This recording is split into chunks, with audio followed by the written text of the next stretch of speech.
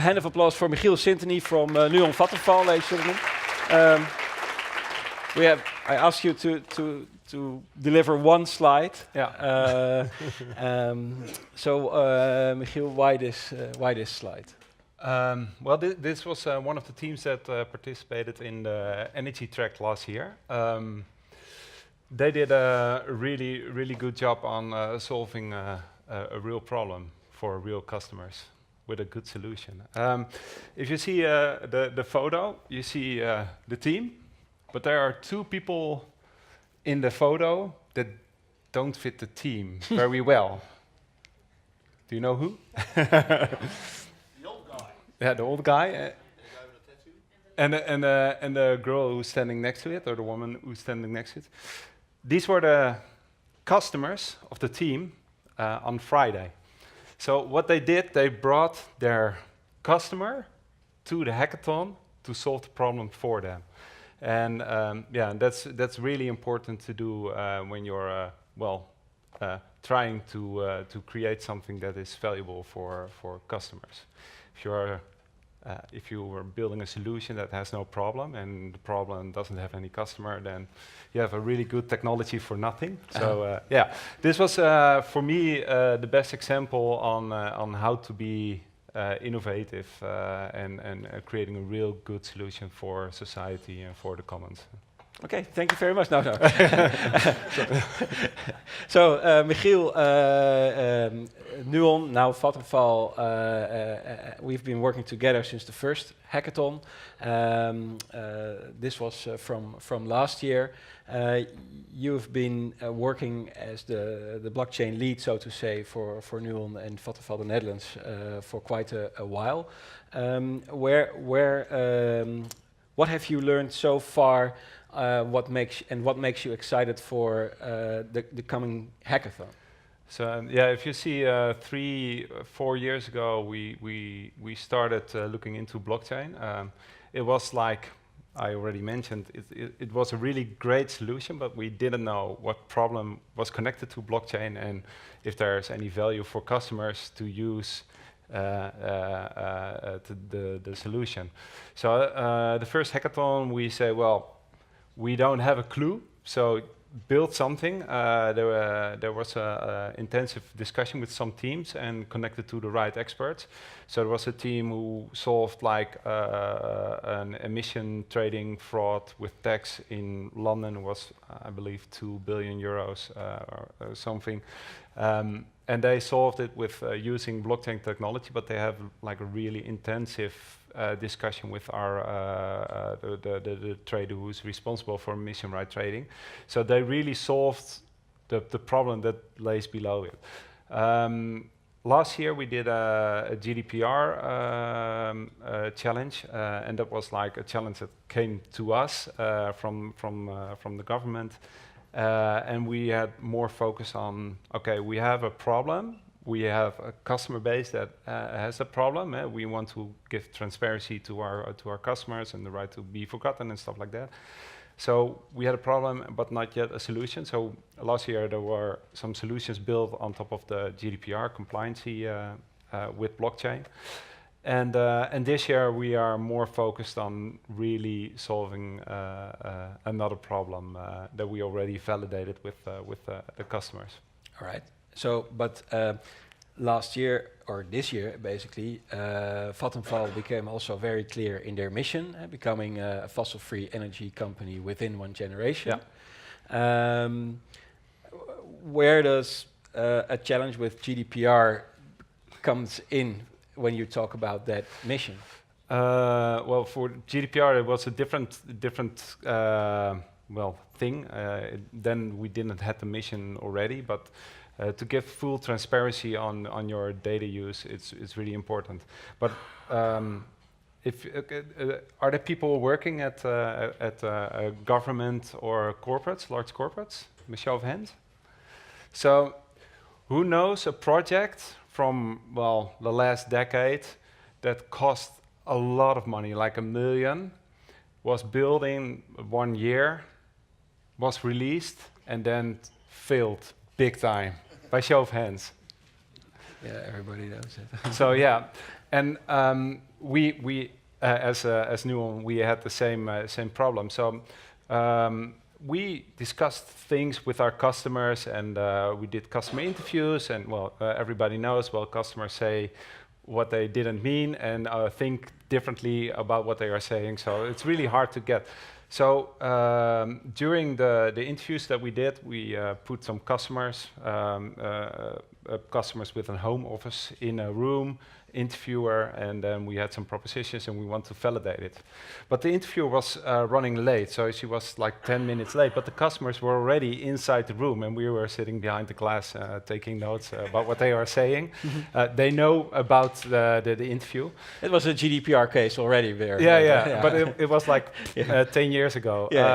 So what we saw, they say, well, there was a conversation going on between the customers, and they were saying, well, how are you doing it with your tax on your home office? And I don't get it, and the tax authority is not really clear about it, or really clear, like there's no gray area. You have an own toilet, own door to your office, then you can get tax deduction, and else not. So, and this conversation was not only happening in that room, but we did 11 more sessions, and we say, well, stay away from the customers and let them discuss.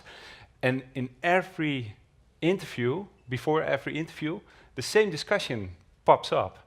So we thought, well, we can do the proposition validation and blah, blah, blah, but we can also start with the pain points of our customers. So we created a proposition or an ID, what the customers said during that meeting.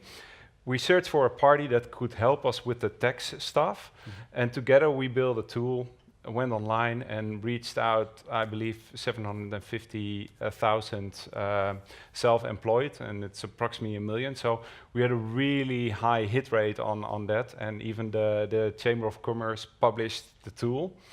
And after 3 months, our tax authority came with the same tool on their website. So, and that was like one of the triggers to see, well, you can create your proposition behind your computer and think that you know the customer really well, but really go to your customer, ask the right questions, or leave them talk to each other and gets out the pain points is really helpful to solve the right problem and come up with a great solution. Yeah, and when you work with the startups, for example, from the hackathon, how are you helping them in that validation process? Yeah, so Joris is sitting here, and we had a discussion on their ID, and we challenged them to call camping owners, yacht or harbor owners to validate their ID, and they made some pivots to make it really a good solution instead of having a solution without a customer. So it really helps them to help us solving a real problem. But let's wait. I mean, this is the obvious thing to do, right? I mean, it's pretty. As an entrepreneur, it's. I mean, you talk with the customers, right? I mean, everybody is doing that, right? Yeah, you think. But if you walk around in the offices, and I had a discussion last time with the partner session, and if you ask people who work at a really big firm, when is the last time you talked to a customer? They cannot remember. Most of the time. So we always say, and I'm working at the innovation department together with some other colleagues, and we give also innovation training to help other people work on their marketing, on their, the salespeople are talking every day to customers, so they're like the eyes and ears in the company. But get out of the building and go talk to customers or go to talk to people and solve your problem.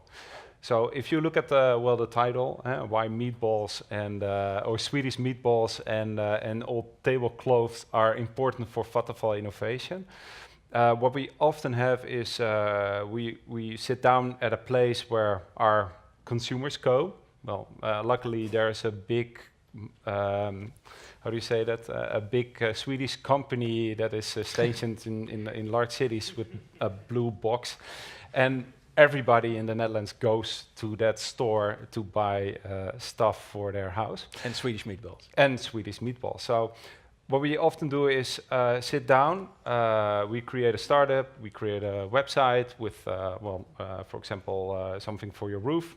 You can build a website in 1 hour and it looks really awesome and beautiful. And then have a discussion with the people that are coming to our table. We're not saying, well, we are from Vattenfall or Nuon, but we say we are the startup.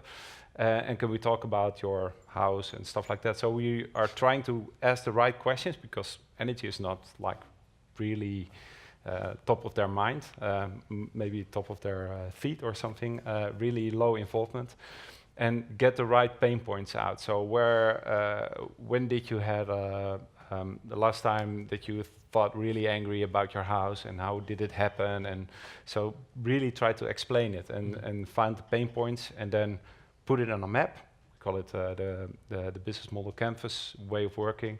Put it on a map, then try to look for pain killers for the pain points, and then solve it by building a solution and validate it. So, and then you go to your minimal viable product, your prototype, and stuff like that. And in finding these solutions, in what way do you collaborate with startups? Do you do it as a launching customer or as a more like a stakeholder in their solution, or what are you looking for at the especially of course at the hackathon? At the hackathon, yeah.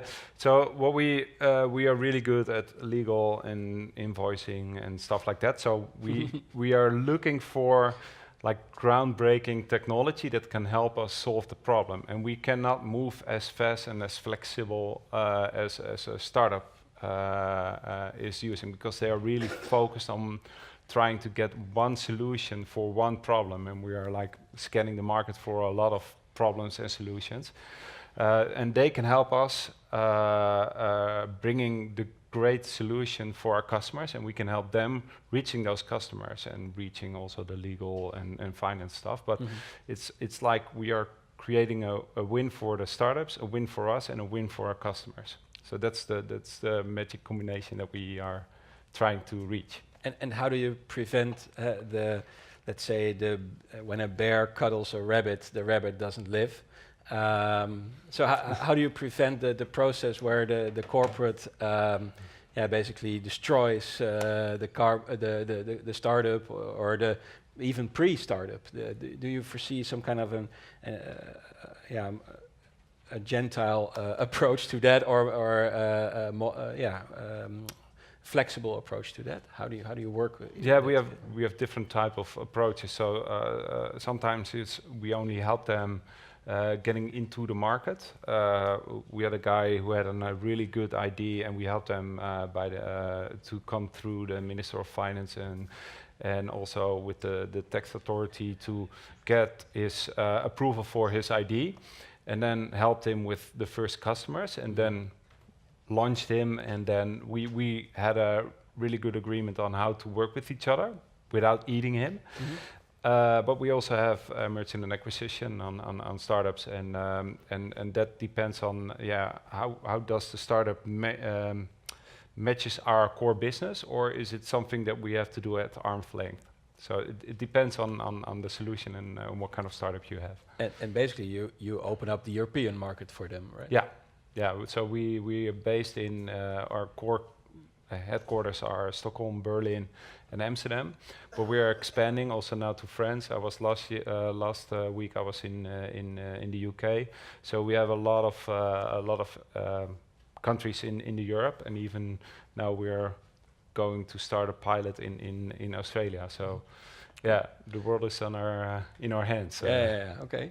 And what would be to conclude? What would be your absolute golden tip for the teams that are considering the energy transition track or other tracks? But what you've been at the hackathon for 2 times already, not only during the day, and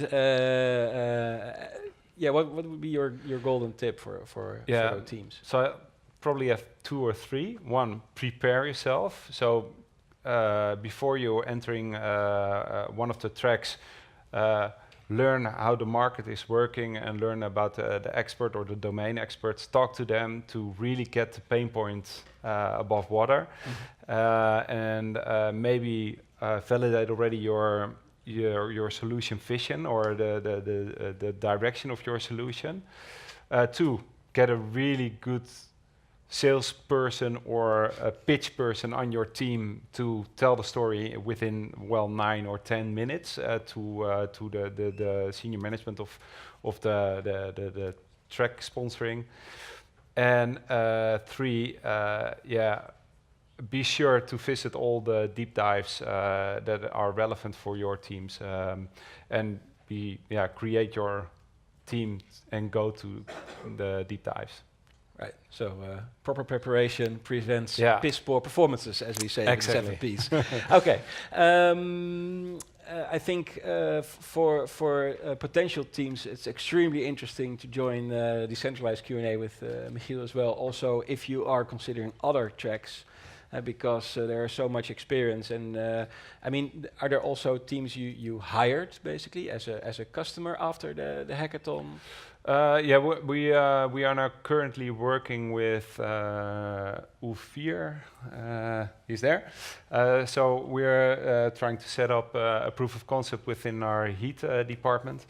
Joris already had 2 or 3 trips from Belgium to our head office to present something, but it's more that's like far edge and really experimental. So that's much more harder to get it into the organization.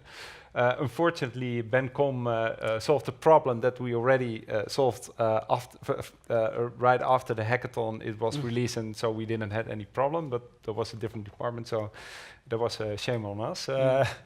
And we're now hooking up again with another team to continue with them. So and we also have a proof of concept with Unchain, who's also here. So there's a lot of collaboration with this ecosystem. Good to know. Plenty of stuff to do, plenty of work to do, and more about the challenges themselves will be published later, and maybe you can try to get some more info from Michiel. A warm hand of applause. Thank you so much, Michiel.